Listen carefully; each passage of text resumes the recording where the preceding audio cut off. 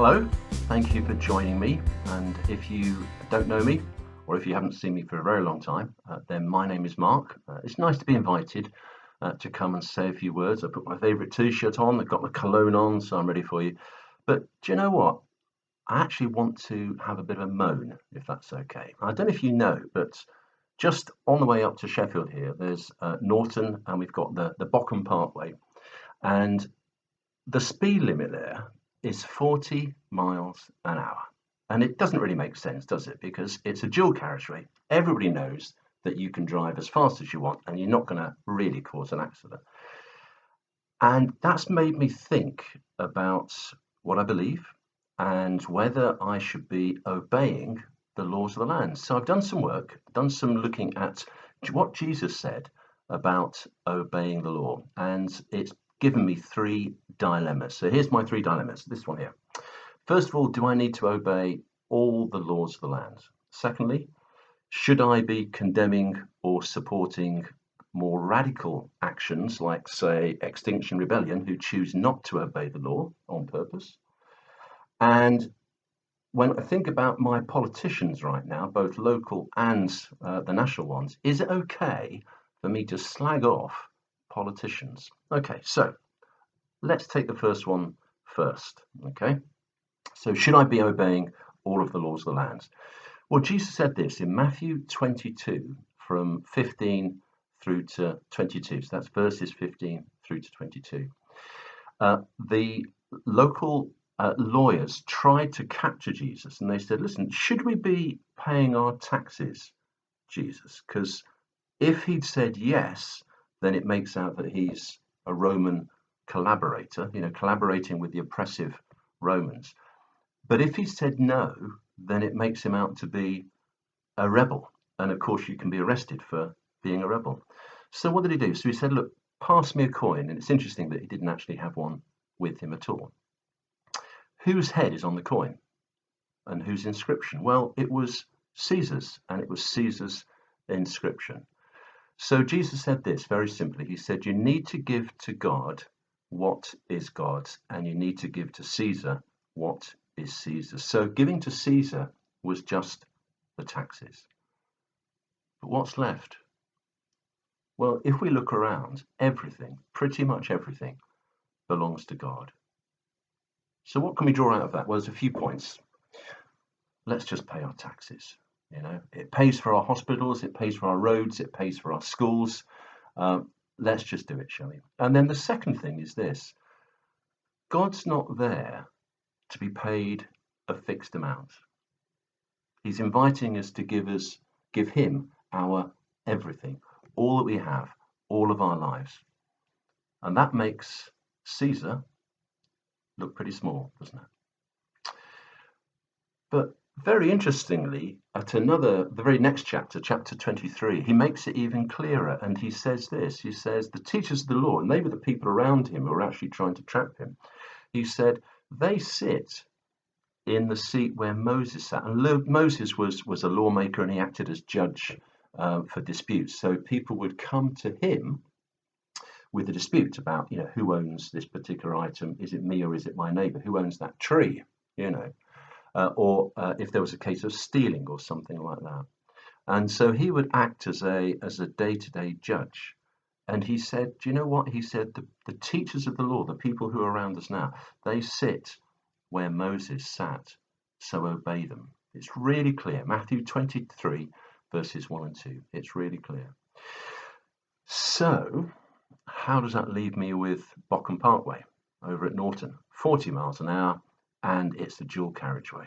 Well, I guess we can say this, can't we? That certainly in this country, the laws of the land have been carefully thought through. It's actually, if you look into it, it's actually very, very difficult to simply push a law through. There's a lot of discussion. It goes backwards and forwards. There's several layers to it, and then it goes through the House of Lords as well.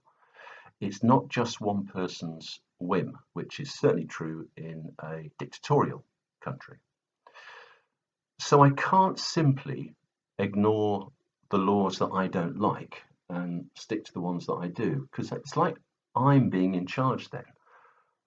I've really got to say I either obey all of them or none of them. And Jesus is clearly saying, that we need to obey all of the law. And if you're anything like me and you've had to go on one of these speed awareness tests or other courses, you learn quite a lot, don't you? For example, if I'm driving at 30 miles an hour and I have my car has an impact with somebody, God forbid, if I'm going and having that same incident at 35 miles an hour, I'm 4 times more likely to kill that person. In other words, when it says 30 miles an hour, someone's actually worked this one through. There's some science, there's some research, there's some thinking behind it. And in the end, I've got to trust the authorities that God has put here and believe that they have made the right decision. And in fact, Paul, of course, who wrote a large part of the New Testament, says this in Romans 13, verse 1. He goes on, he says, just obey all authority. It's been given to us. So, we've thought about the importance of obeying the law. Is it ever right to break the law? And I want to say, yes, there are times when it is right to break the law. Let's have a look and see what Jesus did, shall we? So this is in the Gospel of Mark, chapter 3, verses 1 through till 6. And Jesus is in the synagogue, so like going to church, and he's at the front. He's probably reading from the scriptures, and he sees a man who's got a withered arm. So it's an arm that's lost all its muscle, and it's just kind of hanging there. He's debilitated. The man's unable to do anything with that arm. And he knows that there are people watching him, and they're going to make judgments. And he says he knows that he's not supposed to do anything like heal the arm of the man, because anything that you do on a Sunday, if you pick up a twig on the Sabbath day, for our Sunday, for them it was Saturday, if you pick up a twig, it counts as work. And of course, God says you can't work. But the Pharisees interpreted work as being pretty much anything, picking things up, doing anything. So Jesus says this, knowing that the Pharisees, that's the rather pernickety and fastidious law keepers who are there in the crowd watching him as he's looking at this man with a withered arm. He knows that they're going to try and nab him for healing, and healing counts as doing work. So Jesus says this. He says, which is lawful on the Sabbath, to do good or to do evil, to save life or to kill? And of course, it makes it really obvious, doesn't it, that we are here to give life, and that's the important thing, even if it means breaking the law. I think we need to talk quite specifically about that, don't we? But just to make a couple of points really clear then. So Jesus followed every Jewish law. We know that. There's lots of examples where Jesus did what a Jewish man was supposed to do. Okay, but not when it cut against God's universal, life-giving law of love. And he said this, didn't he? Love God with everything you have. And if there's any law that stops you doing that, then you just carry on and do it. The other thing he said was this. He said, love God, or rather love others, as much as you love yourself. Because it's simply the right thing to do at the moment when a man there needs to be healed. It's the right thing to do, isn't it? And any law that says that we shouldn't give life, that we shouldn't love others as much as we love ourselves, is a law that goes against God's universal law, doesn't it? So Jesus breaks the law because God's law overrules it. And another example is that in Acts 5, the apostles, that's Peter and some of the other guys, have been put in prison because they're preaching the gospel. Guess what happens? They get released, and the first thing they do is go back out there and preach the gospel. In other words, they break the same law that they had just been broken and been put in prison for. And Peter says this. He says, we must obey God and not humans. Okay. So we can break the law when the gospel, the good news of Jesus, love for us, is being suppressed or squashed or made illegal, and there's a clear injustice, or if there's a clear injustice going on. So what about something like, say, Extinction Rebellion? And if you're watching this, I mean, I'm recording this in November time, same time as COP26. But if you're watching this much later on, then of course Extinction Rebellion have been doing a number of illegal and very disruptive protests, like sitting across roads or blocking public transport and things like that. And I was talking to a friend who knows a lot more about this area than I do, and he said this. He said, it's sad that it should ever come to this, that somebody or a group of people that want to save the planet choose to break the law, and it's because governments are simply not willing to take notice of people who do simply write letters and say, please would you make some changes. So clearly some people feel they have to do something drastic. Jesus never condoned violence, however. It's really clear he never said that.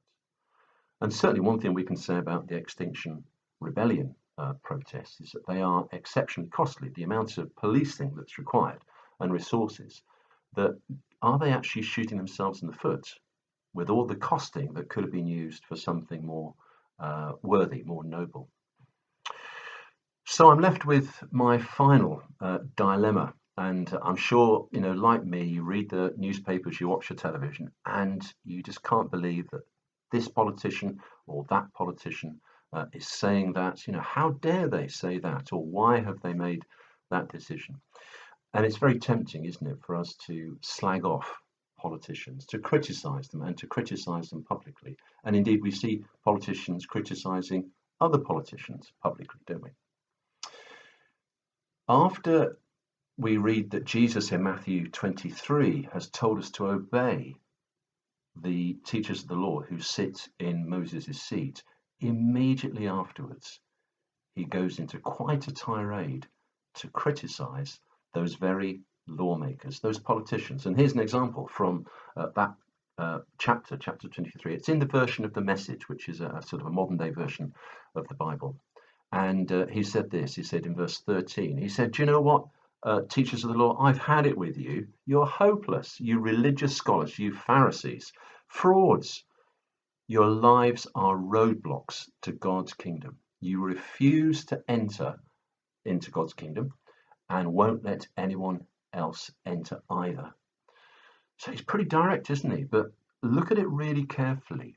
Yes, we can criticize the actions of politicians, but let's not criticize the person.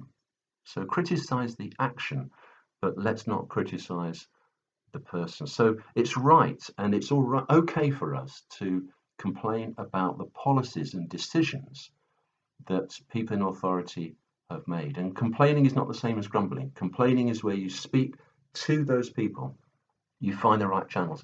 Grumbling is just sitting in your armchair and mumbling away and just being a grumpy old person. So let's be free to complain using the allowed systems. And if necessary, perhaps there is room for protest. We can talk about that. But it's about their decisions and about their policies, not about them as people.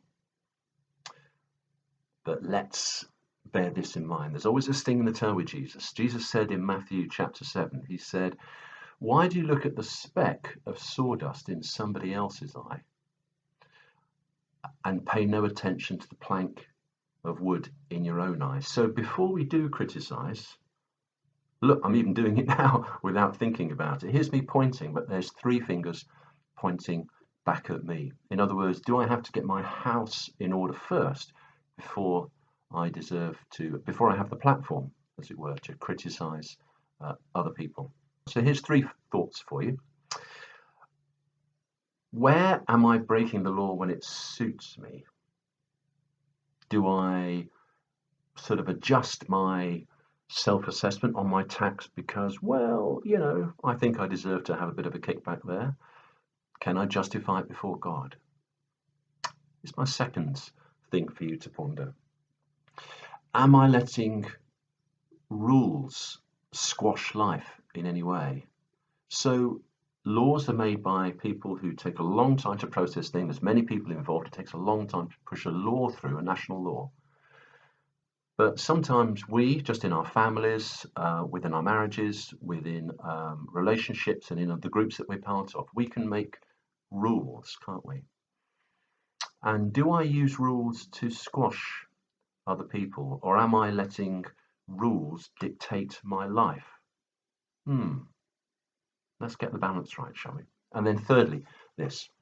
Is there something that God is asking me to take action over? Is there an injustice? Is there something that's plain wrong that I need to speak up about? Probably on behalf of somebody else. Do I need to protest for the sake of the gospel? Do I need to be more outspoken in some way? And are there issues that I need to think, well, do I need to stand up for the powerless? Because they don't have a voice, but I do. Well, thank you for listening. Thank you.